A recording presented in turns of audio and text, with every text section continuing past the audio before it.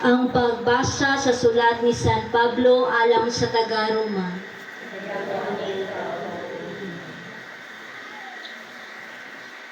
Hukom sa Dios. Busa bisag kinsa ka pa, wala kagayoy katarungan nga maghukom sa uban. Kay kun maghukom ka sa uban, apan nagbuhat ka usab sa ilang gibuhat, gihukman mo ang imong kaugalingon. Nasayod kita, nagipasikad sa kamatuuran ang hukom sa Dios, batok sa mga tao nga nagbuhat niining mga butang. Nagtuo ka ba nga makalingkawas ka sa silot sa Dios? Kung gisaway nimo ang gibuhat sa uban, apan mausab di ay ang imong buhat. O giabusahan ba nimo ang iyang pagkamaluluyon o pagkamainantuson o pagkamapailobon? Wala ka ba masayod? Nagikaluyan ka sa Dios aron ka maghinulsol. Apan kahit kag ulo, busa gihimo mo ang kaugalingon mong silot, nga labi pang dako unya sa adlaw nga ipadayag na ang kasuko ug ang matarong nga hukom sa Dios.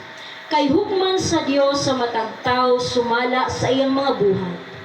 Alang ni adtong mga tawo nga nagpadayon pagbuhat ug maayo ug nagtinguha sa himaya, sa kadungganan ug sa kinabuhing walay katapusan.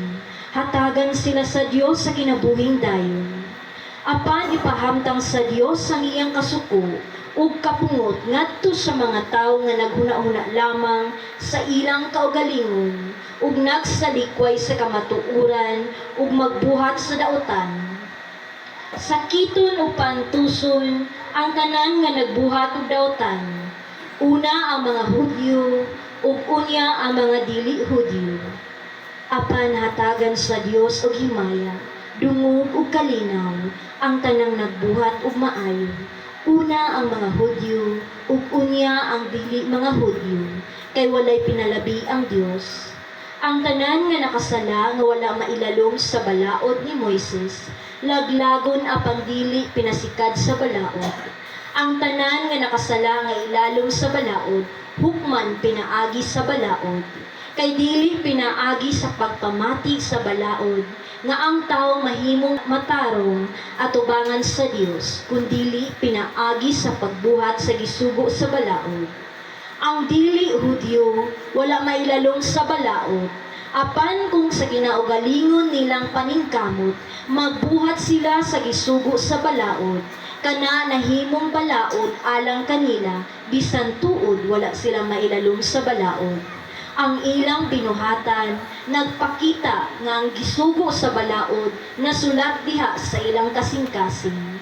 Ang ilang mga konsensya nagpakita usab nga kini tinuod, sanglit ang ilang mga huna-huna, usahay naglaban kanila ug usahay nagsupak kanila.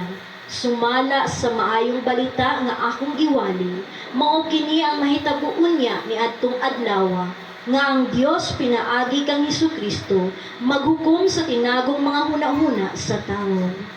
Ang pulong sa Ginoo.